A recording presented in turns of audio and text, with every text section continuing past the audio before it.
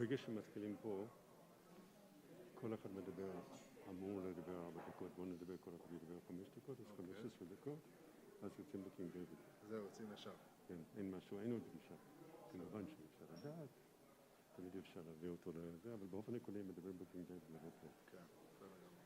אז ברגע שהם יוצאים, בתכלס, בין 15 ל-20 דקות. ברגע שהם יוצאים, כן.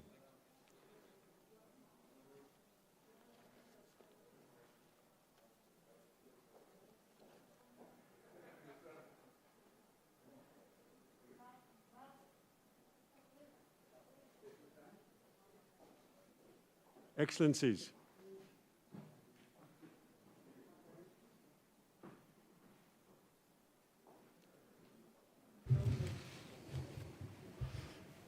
Thank you.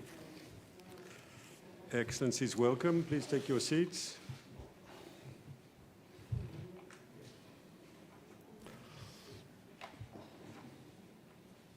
Prime Minister, please.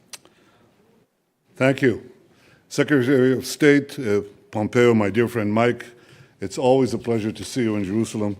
Foreign Minister Dr. Zayani, it's a pleasure to see you again, and it's a tremendous pleasure to welcome you for the first time ever in Jerusalem. Undersecretary for International Affairs, Sheikh Al-Khalifa, our dear friend, the U.S. Ambassador to Israel, David Friedman, National Security Advisor of Israel, Meir Ben Shabbat, and my Chief of Staff, Asher Chayun. Just 2 months ago, we made history in Washington. We signed the seminal Abraham Accords. I want to thank President Trump, Secretary Pompeo, and the President's able peace team led by Jared Kushner for their leadership and vision in advancing this historic peace. 3 peace agreements in 6 weeks. I don't think it gets much better than that. Today, we're making history again. This is the first ever official ministerial visit from the Kingdom of Bahrain to the State of Israel. It marks another important milestone on the road to peace between our 2 countries and peace in the region. The peace between Israel and Bahrain is built on solid foundations of mutual appreciation and shared interest. Like Israel, Bahrain respects the past while embracing the future. Like Israel, Bahrain is small in size but big in aspirations. Like Israel, Bahrain has built a thriving economy by fostering innovation and free enterprise. I was going to say, like Israel, Bahrain has natural gas, but I'm not extending this analogy beyond its limits. But Bahrain has natural gas and oil. But it doesn't depend on these resources alone. It has a robust and modern economy with thriving e-commerce and fintech, cutting-edge aluminum production, cutting-edge tourism, and much more. And today, what we're doing in this visit is expanding the much more.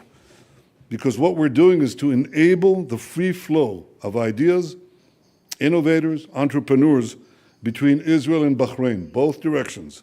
And we are unleashing a tremendously potent economic force and a force for peace for the benefit of both our peoples. And we're not doing this in the distant future. We're doing it right now, as we speak. And it's happening with astonishing speed. Israelis are flying to Bahrain, Bahrainis are flying to Israel. The sky is no longer the limit. Foreign Minister Al-Zayani, please convey to King Hamad my heartfelt admiration for his visionary and courageous leadership. In 2019, His Majesty hosted a regional economic summit that brought together Bahrainis, Israelis, Americans, representatives from across the Middle East and beyond. And I think that meeting, which was poo-pooed at the time, was actually a harbinger of good things to come. It was a tremendously important step on our common path to reconciliation and peace. Today, King Hamad and I are building a bridge of peace that many others will cross in the future. Secretary Pompeo, Mike, I thank you again for your unwavering friendship. I don't say that as lip service, unwavering friendship, constant at all times. And I ask you to convey to President Trump my deep appreciation and the appreciation of our grateful nation for all he and his administration have done for the state of Israel and for peace. Israel and Bahrain have had many contacts over the years, but very frankly, this day would not have happened. These Abraham Accords would not have been signed without President Trump's crucial support and leadership.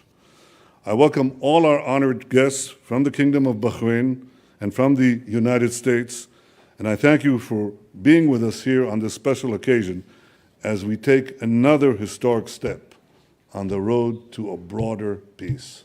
Welcome all. Mr. Secretary. Thank you. Good afternoon, everyone. It's great to be back in Jerusalem, as always, the rightful capital of the Jewish homeland. It's great to be with you. Mr. Prime Minister, thank you not only for hosting us here today, but for leading your nation's commitment to harmony and cooperation and peace with all of the neighbors in the region. Foreign Minister Zayani, thank you too for being here. It's great to see you again. And thank you for Bahrain's courageous commitment to a brighter future for your people and the people of the region. I also want to take a moment to offer my condolences on behalf of the American people for the death of His Royal Highness Prince Khalifa. Royal Highness Prince Khalifa, he was a distinguished leader, a friend, someone I had come to know.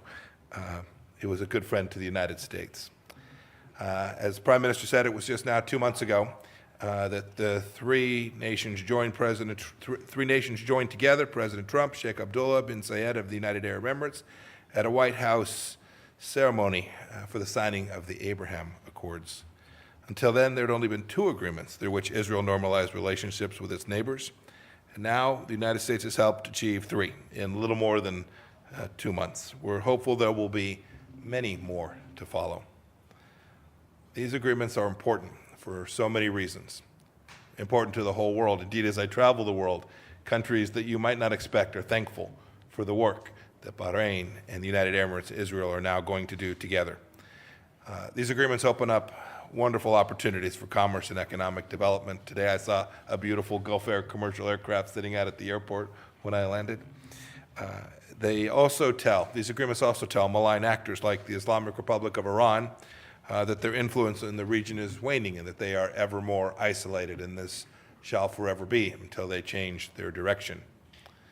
They also advance religious freedom. Muslims will be able to more easily pray at the Al-Aqsa Mosque thanks to the new flights through Abu Dhabi and Manama.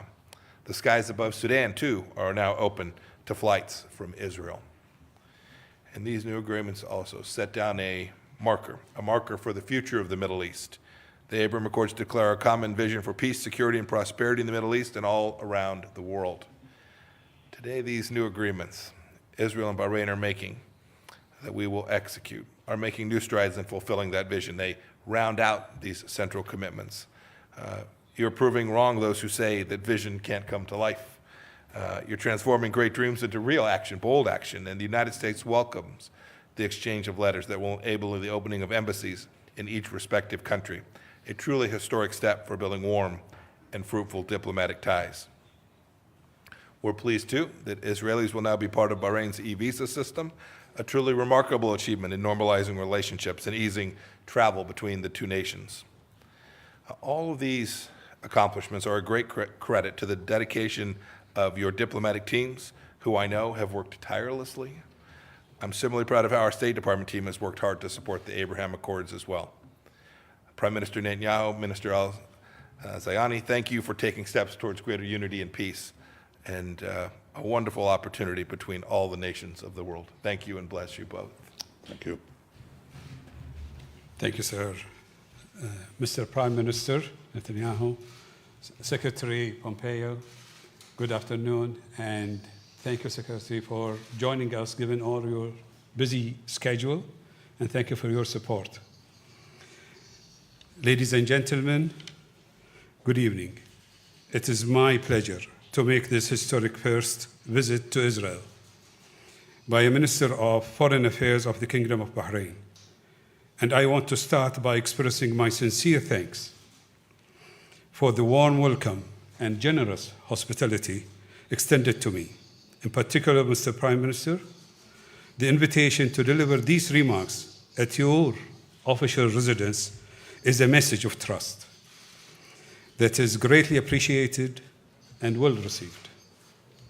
Today, I have been greatly encouraged by my meetings with President Rivlin and Foreign Minister Ashkenazi, and I am looking forward to meeting later with Prime Minister Netanyahu, as well as the Trilateral with the Foreign Minister and United States Secretary of State Pompeo.